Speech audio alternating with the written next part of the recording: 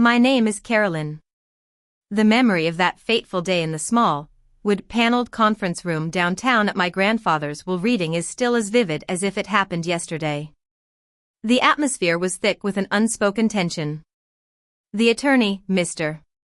Jenkins, a soft-spoken man with a tweed jacket and wire-rimmed glasses, had just finished distributing the standard items of the estate. My father, Mr. Thompson, sat across from me, his face a mask of stoicism, but I could sense the unease beneath. My mother, Mrs. Thompson, was dabbing her eyes with a lace handkerchief, and my brother, Dylan, was lounging in his chair, a bored expression on his face. As Mr. Jenkins paused and looked down at his papers, a hush fell over the room. Then he looked straight at me. Ms. Carolyn, there's one additional item not included in the general estate. A sealed envelope with instructions that it be given directly to you and only you at this reading. He slid the envelope across the long oval table. I saw my name scrawled in my grandfather's, Mr. Henry's, shaky handwriting. I felt my father's intense gaze on the envelope, and Dylan suddenly sat up a bit straighter, all traces of boredom gone. My hands trembled as I opened the envelope. Inside was a 3-page handwritten letter and a certified document from my grandfather's private account. It was a transfer authorization in my name for a significant amount of money, $2,500,000. But I hardly noticed the figure at first as I started reading the letter. My grandfather had written it a year ago, just a few months after my graduation.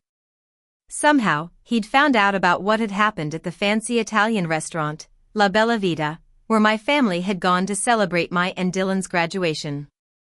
I remembered the morning of our graduation like it was engraved in my mind.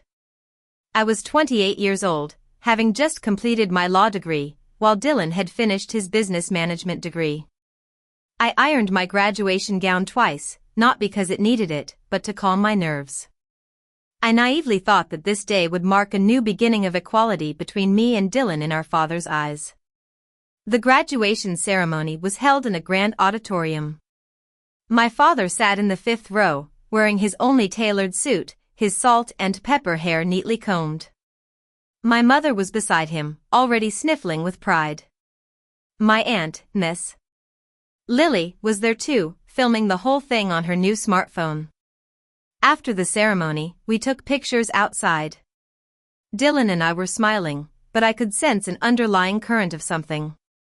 Then my father announced that he had made a reservation at La Bella Vita to properly celebrate. I thought, of course, it was for both of us.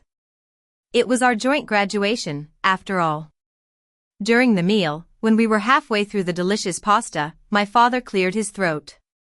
That sound, so deliberate, still haunts me in my quiet moments. He looked at Dylan with a warm, proud smile, the kind I'd rarely seen directed at me. Dylan, he said, I've been thinking about how to help you start your own business. You have a great vision and the drive to succeed. He then slid an envelope across the table. I've wired $1,500,000 into an account for you. Seed money for that tech startup you've been planning. The table went silent for a moment. My mother forced a smile, and Aunt Lily gasped softly. Dylan looked stunned at first, then grateful, and finally, he seemed to accept it as his due, like he'd always known he deserved this.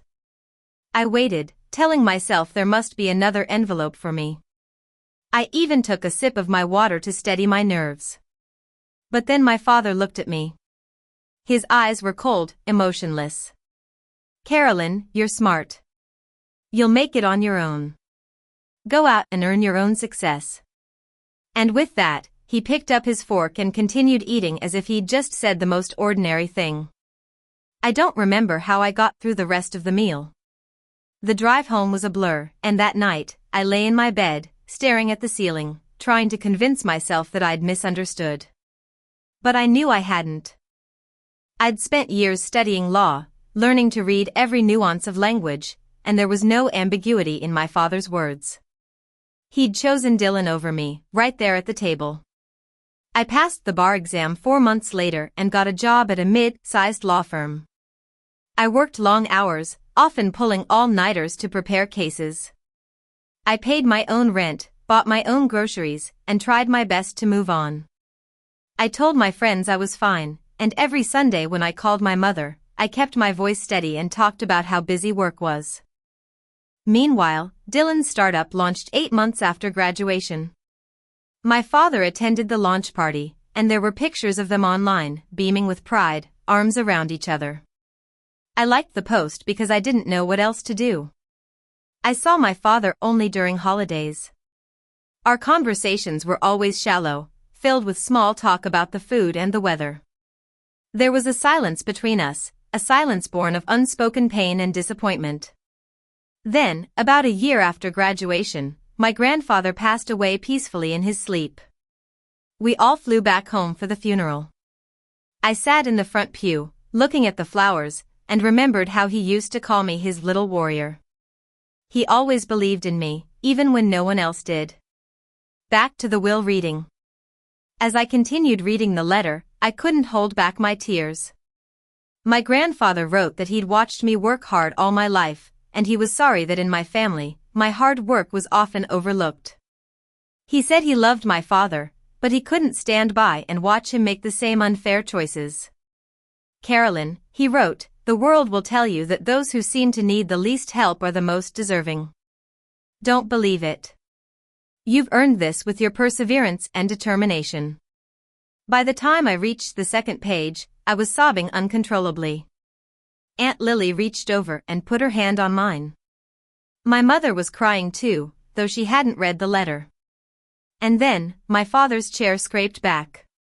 He stood up, his face turning a deep red. He pointed at Mr. Jenkins and said, there must be a mistake. My father had no right to make such private financial decisions without consulting the family. His voice started out controlled but quickly rose in volume. This needs to be reviewed by a proper attorney. He wasn't in his right mind towards the end. I almost laughed, being a lawyer myself. But I held my tongue. I just looked at him, really looked at him, for the first time since that painful night at the restaurant. Aunt Lily stood up and said, stop it, Walter. You're being ridiculous. But my father didn't listen. He kept shouting, accusing me of influencing my grandfather, and ranting about how unfair it was. I calmly folded the letter, put it back in the envelope, and picked up the certified document. I didn't say a word. I'd learned that sometimes, the best response to someone's rage is silence. Let them expose their own pettiness. Eventually, my father ran out of steam, just like a storm runs out of energy. I thanked Mr. Jenkins, hugged Aunt Lily, and walked out into the afternoon sun. I sat in my car for a long time, holding the envelope close to my chest, thinking about my grandfather's words and how he'd seen me for who I truly was. 18 months later, I used the inheritance to open my own law practice. It started small, just me and a young intern named Amy, in an office filled with second-hand furniture and a few potted plants that I was determined to keep alive. But it grew. With each passing day, more clients came to me, and I was able to help them in ways that no one else could. Now, every morning when I unlock the door to my office, I think about that shaky-handed letter from a man who believed in me when it mattered most. I don't need my father's approval anymore. I found my worth in the trust of my clients, in the success of my practice, and in the love and support of those who truly see me. That feeling of self-validation is more valuable than any amount of money or any empty gesture of approval.